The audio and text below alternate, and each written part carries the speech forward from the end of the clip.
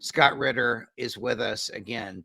Scott, it's always a pleasure. In reading one of your more recent statements, I'm not sure if it was an essay that you wrote or if you were being quoted on another platform, you warned of the dangers of thermonuclear war starting in Ukraine.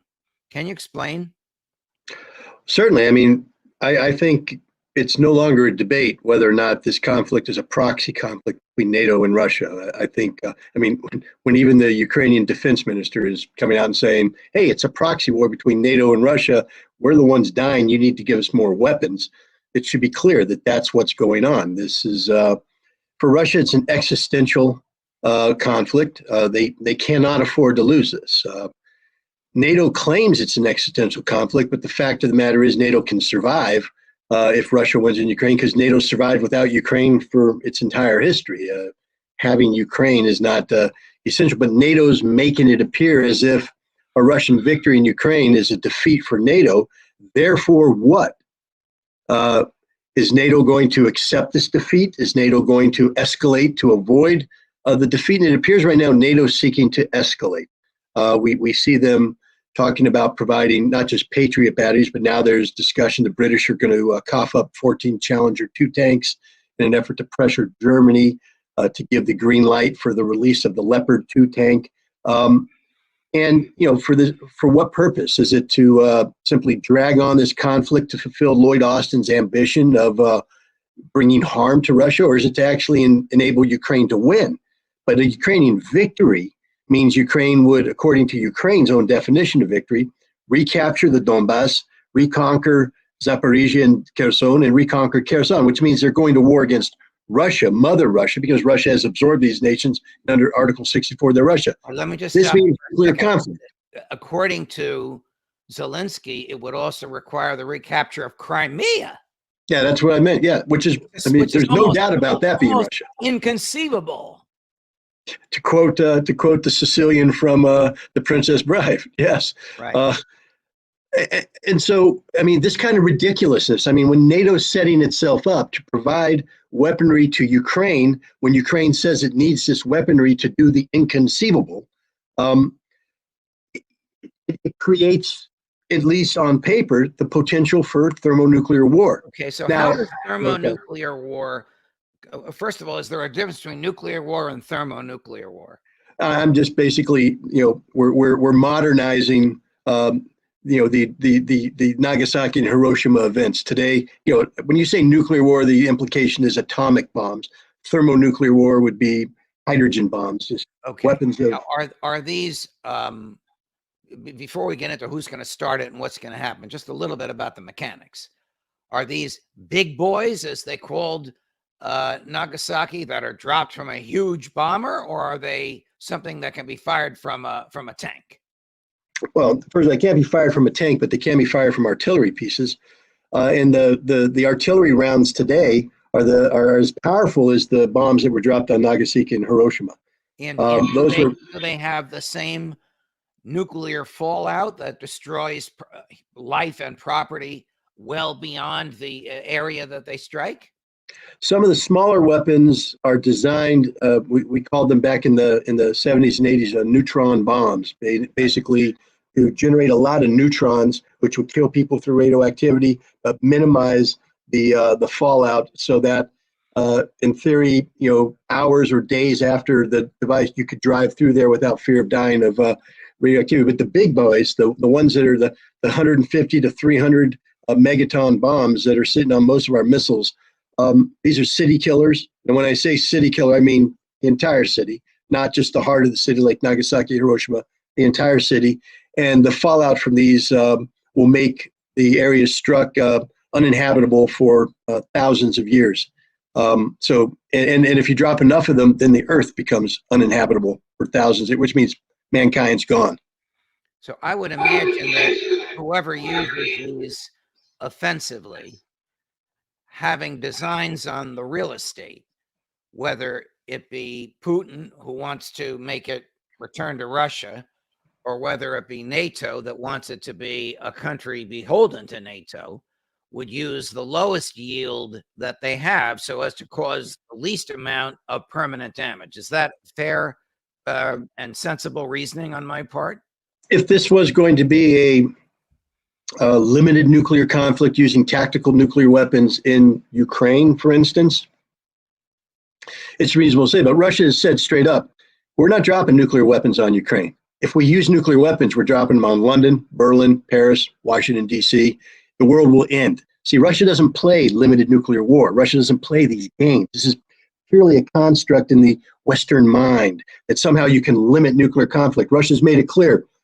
We won't be the first to use nuclear weapons, Vladimir Putin says. He also said, we won't be the second. And what that means is, once you fire them at us, we're not waiting for them to hit. We're launching everything we got at you, and we'll all die, but at least we'll go to heaven as martyrs. You'll go to heaven as the idiots who started a nuclear conflict. Does he have tactical nuclear weapons, or does he have big boys? Let's just use that terminology. Tactical nuclear weapons to mean you can go there a week later, people are dead, but you'd be alive surveying the property. Big boys meaning forget about it, everything's gone, like Nagasaki was for a couple of generations. You know, Russia got rid of its artillery-delivered nuclear weapons a while ago, and those are the ones that would most tend to be so-called clean weapons. They do have tactical nuclear weapons that can be loaded on their short-range ballistic missile force, but I don't know, to be honest, how clean they are or dirty they are.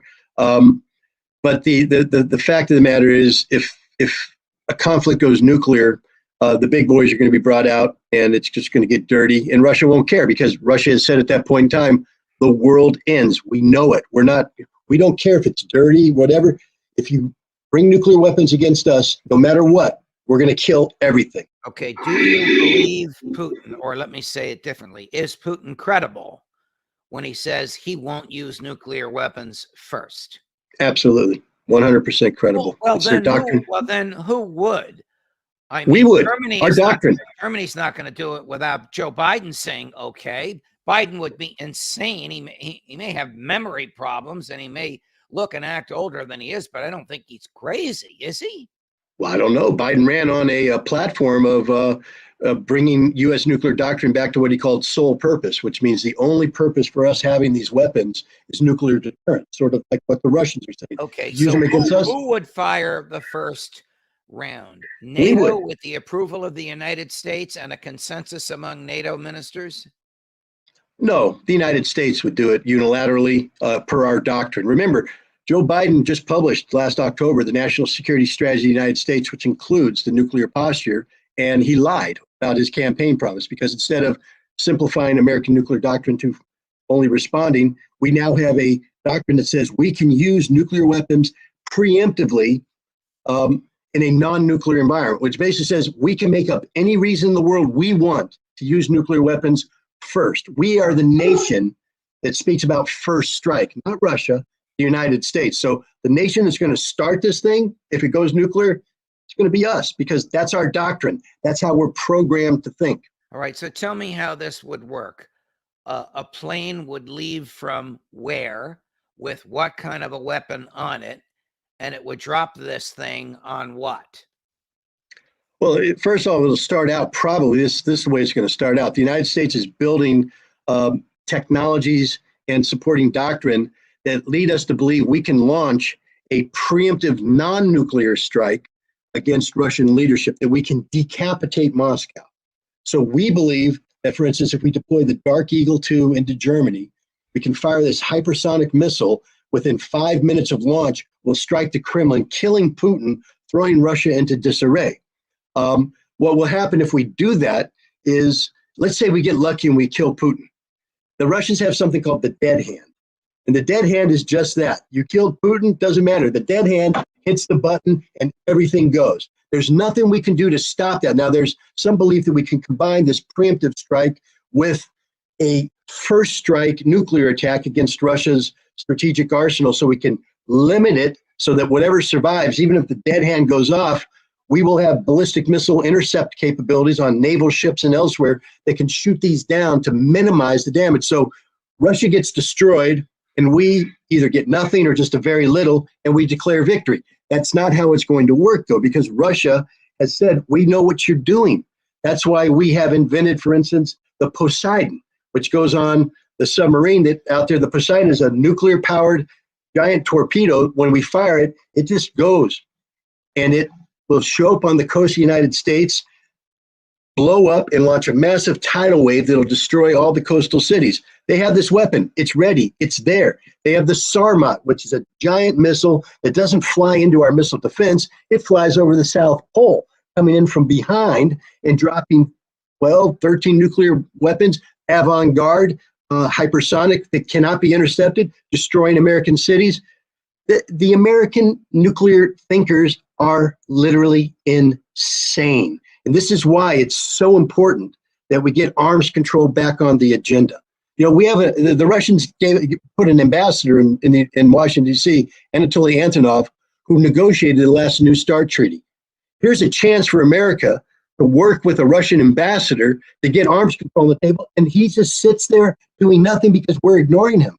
Why is there no why are there no back channels of communication or even front channels of communication? Why isn't Tony Blinken talking to the Russian ambassador or to his opposite number, Lavrov? I mean, do you want my honest answer? Because Tony Blinken's an idiot. Because he's a moron. Jake Sullivan's not an idiot. Why isn't Jake Sullivan's a propagandist, a communications specialist who's operating way out of his depth. He knows nothing about nuclear weapons, nothing about nuclear disarmament. Well, there must be somebody that works for Joe Biden that could have. We got rid of them all, Judge. Who? We got rid of them all. We used to have an entire, cadre.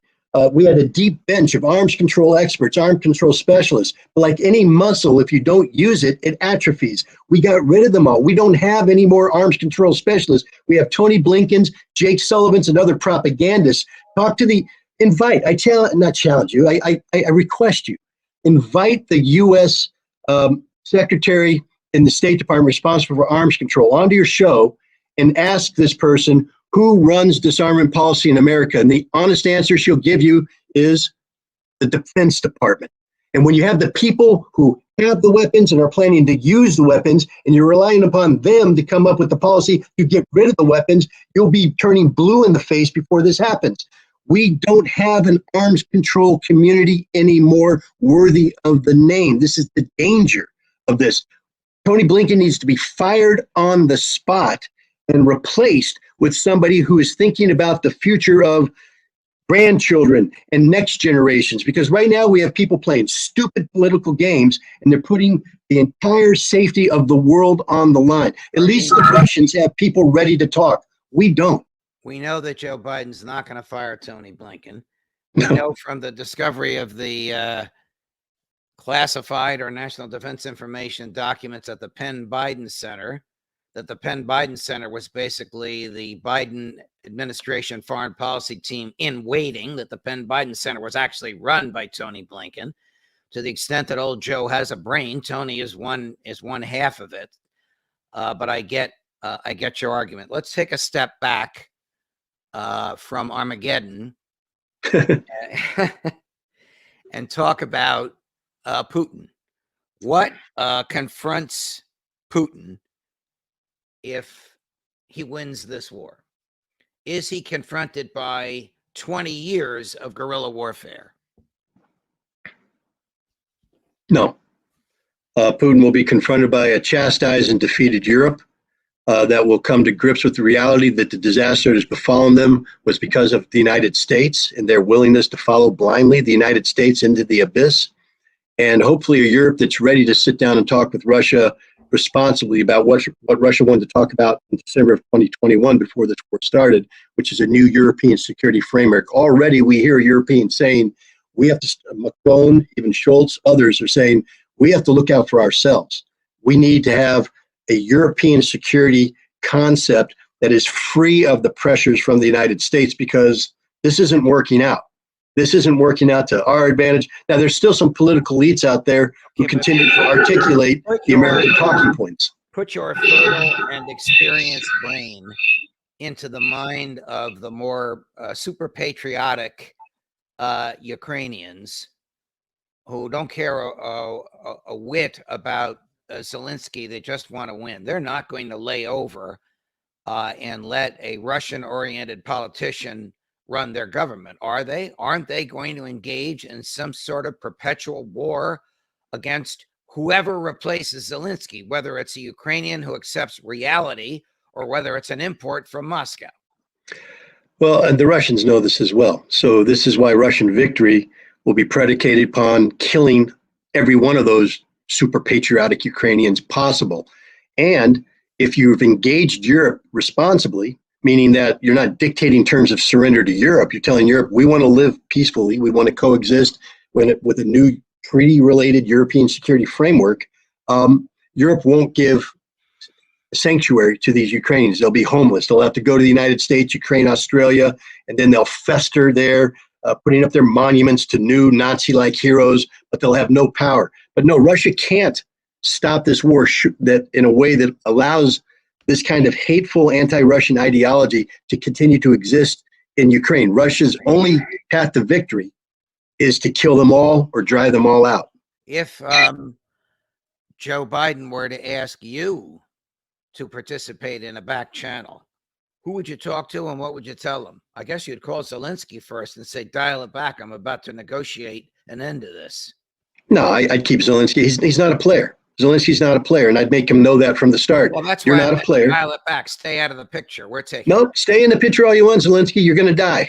We're not going to. What I'm telling Zelensky is, we're not going to save you anymore.